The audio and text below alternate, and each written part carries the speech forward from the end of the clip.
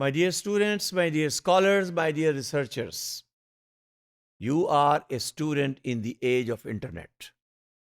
You are actually learning, getting your degree through internet. Virtual TV कम लोग देखते हैं, ऑनलाइन कंटेंट ज़्यादा डाउनलोड करते हैं, और मुझे कई ऐसे स्टूडेंट्स मिले जो कहते हैं जी हम अपने मोबाइल पर ही ये कंटेंट देख लेते हैं, पढ़ लेते हैं। बहरहाल ये आने वाले दिनों में और ज़्यादा इसका चर्चा होगा, इम्पोर्टेंस होगी, और इसको रिलेट कीजिए इंडिविजुअल परफॉर्मेंस के साथ, बिजनेस परफॉर्मेंस के साथ। देखिए, ऑर्गेनाइजेशन, वर्चुअल यूनिवर्सिटी की हम बात कर रहे थे, तो क्या ऑर्गेनाइजेशन की परफॉर्मेंस नहीं बढ़ रही? कितने स्टूडेंट्स हैं, लाखों स्टूडेंट्स हैं जो वर्चुअल यूनिवर्सिटी के साथ अटैच है। क्या वो ट्यूशन पे नहीं कर रहे? आपने ट्यूशन पे नहीं की, आप एसोसिएटेड है ना। तो वर्चुअल यूनिवर्सिटी डिग्री प्रोवाइड कर रही है, कंटेंट प्रोवाइड कर रही है, यूट्यूब पर फ्री कंटेंट मौजूद है। इसका मतलब यह हुआ कि organisations are trying to develop social platforms so that they can connect with the people, help the people, help people grow. Now when people will grow, companies will grow. अब ये तो डिपेंड करता है कि किस तरह से कंपनीज अपनी स्ट्रेटजीज डेवलप करती हैं। But in the time of internet, I think social networking has become a very important tool. Companies are spending a lot of money on having their presence on Facebook. कौन सी company है जिनका Facebook page नहीं होता? बल्कि Facebook भी होता है, Twitter भी होता है, और पता नहीं क्या क्या। यानी उनका अपना जो वेब पेज होता है उसकी तो इंपॉर्टेंस होती ही होती है। बल्कि बाज़ औक़ात लोग मोस्टली फेसबुक या ट्विटर के थ्रू, लिंक्डइन के थ्रू उनके साथ कनेक्ट हो रहे होते हैं। अब ये Facebook, Twitter, LinkedIn, Instagram, these are all different types of social sites for different purposes. So in other words, these social sites, this is a social phenomena. Social phenomena helped online, through technology, through internet, through computers. अब आप ये कह सकते हैं कि ठीक है, वो लोगों का लोगों से मिलना कम हो गया, लेकिन एक वर्चुअल प्लेटफॉर्म, फायदे भी हैं, नुकसान भी हैं। ये तो अब आपको डिपेंड करना होगा इस बात पर कि कितने घंटे आपने वेब को ब्राउज करना है। Web is a platform, collective platform, एक समुंदर है। देखिए, समुंदर में जब आप उसको कराची में, क्योंकि कराची में ही समुंदर है पाकिस्तान में, समुंदर देखने जाएं तो आपको ये तय करना होगा कि कितनी देर आप समुंदर के किनारे बैठेंगे। अगर आप समुंदर की लहरें गिनने के लग जाएंगे तो फिर तो उसकी कोई टाइम लिमिट नहीं है। और अगर समुंदर की गहराई में उतर गए तो फिर तो उसकी गहराई का भी कुछ पता नहीं। तो वेब, इंटरनेट एक समुंदर है, बहुत गहरा है।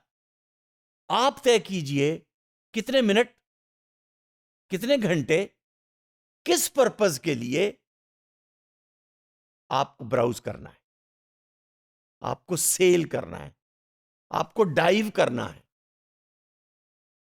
बगैर मकसद के मत कीजिए, वरना तो वो देखिए एक साइड से दूसरी, दूसरी से तीसरी, तीसरी से चौथी, वो तो फिर इंटरनेट आपको ड्राइव कर रहा है, आप नहीं ड्राइव कर रहे। You must have a purpose, business must have a purpose.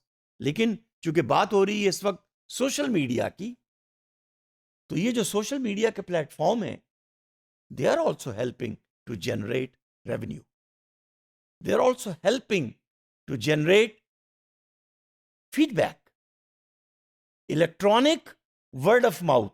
अच्छा, वर्ड ऑफ माउथ की जब हम बात कर रहे हैं तो क्या वर्ड ऑफ माउथ, आप में से जो मार्केटिंग के स्टूडेंट्स हैं, इंपॉर्टेंस नहीं होती? You like to calculate, measure, find out how people are speaking about you. क्या प्रोफेसर को वर्ड ऑफ माउथ की इंपॉर्टेंस नहीं होती? होती है. अब इंटरनेट आपको हेल्प कर रहा है. वेब आपको, मिसाल के तौर पर देखिए, एक जमाना होता था British encyclopedia, Americana encyclopedia, oh, volumes and volumes and volumes. उनको उठाना मुश्किल हो जाता था. फिर क्या आया? विकिपीडिया. अच्छा, विकिपीडिया किसी का इंसाइक्लोपीडिया नहीं है. You can create your own content, you can add your own content, you can update the content, you can do whatever you like with Wikipedia. It's a collective platform. कुछ ethical rules है, उसको आपको follow करना पड़ता है, लेकिन this is called user generated content. Company ने generate नहीं किया. मैं यूजर हूं विकिपीडिया का, मैं कंटेंट भी जनरेट करता हूं. तो इसका मतलब यह हुआ कि अब कंपनी के जनरेटेड वेब पेजेस इंपॉर्टेंट नहीं है. अब कस्टमर जो फीडबैक दे रहे हैं, कस्टमर जो कंटेंट जनरेट कर रहे हैं. अच्छा, और ट्विटर पे क्या होता है? ट्विटर पे लोगों की मिलियंस की फॉलोइंग होती है, और वो एक जुमला लिखा हुआ मिलियंस लोगों तक पहुंचा, और उसका रिएक्शन, रिस्पॉन्स, फिर क्या होता है? आजकल तो इस दौर के अंदर मूवमेंट चल रही हैं, रिस्पॉन्सेस चल रहे हैं, जलसे जुलूस उसकी बेस पे, कहने दीजिए मुझे, पाकिस्तान में धरने उसकी बेस पे होते हैं. It's all because of technology, it's all because of user generated content.